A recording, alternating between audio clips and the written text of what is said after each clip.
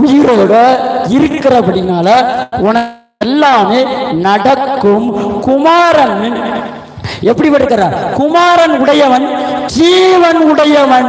சொல்லுங்க, குமாரன் உடையவன் ஜீவன் உடையவன். நீங்களும் நானும் குமாரன் உடையவன் ஜீவன் உடையவன். உன் வாழ்க்கையில ஜீவனை தவிர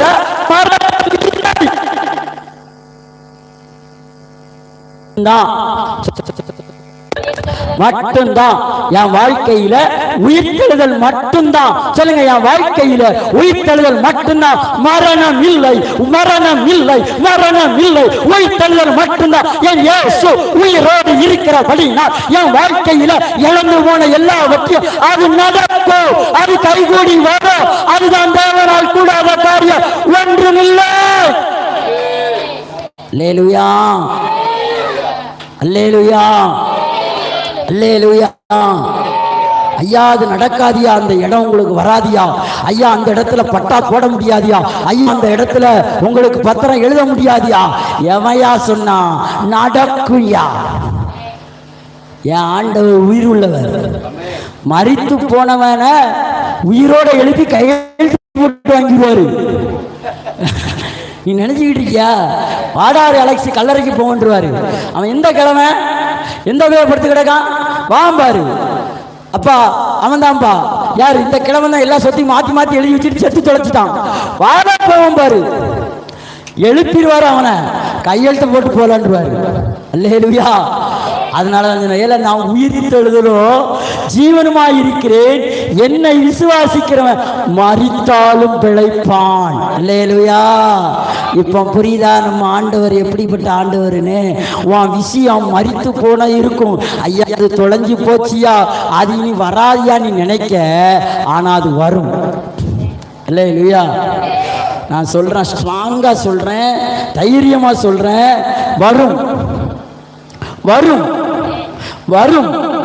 ஏன்னா இது எப்படி ஆயிடுச்சுன்னு அவ கேட்கும் போது பரிசுத்த ஆவியானவர் வருவார் நம்ம மேல. மகா பரிசுத்த, அதான் நினைக்கி காஞ்சி போன அந்த கோளு அந்த கறிக்கட்டை துளிர் விட்டது.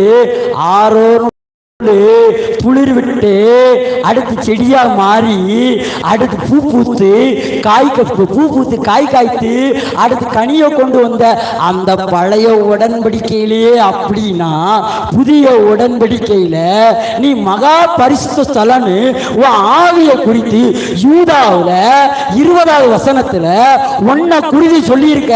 நீ மகா ஆவியில விசுவாசம் உடையவனாய் இருந்தா உன் வாழ்க்கையில அது நடக்கும். நடக்குமா நடக்காதா? யூதா சும்மாவா எழுதி வச்சிருக்கான்? உனக்கு யூதா புத்தகம் எங்கன்னு தெரியலன்னா வெளிப்படுத்தனுக்கு புத்தகம் ஒரே புத்தகம், ஒரே அதிகாரம், அதுல 20வது வசனத்தை பாரு.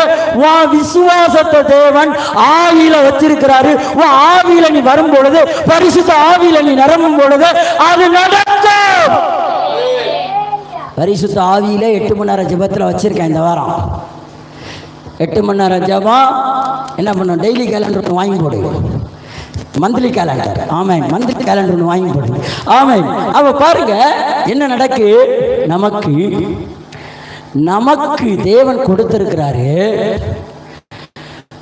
ஆவி, பரிசுத்த. அது நம்ம மேல இருக்கு. சொல்லுங்க, என் மேல இருக்கு. மேல hand of card, hand of card என் மேலங்க. நான் கேட்பதெல்லாம் பெற்று கொள்வேன். எஸ் நான் என் மேலங்க. நான் கேட்பதெல்லாம் பெற்று கொள்வேன். எஸ்ரானா நெகோமியானா என் மேல கர்த்தர்காரம். எஸ்தர்னா தெபோராள்னா என் மேல கர்த்தர்காரம். கொடுக்குங்காரம், நடத்துங்காரம், காக்குங்காரம்,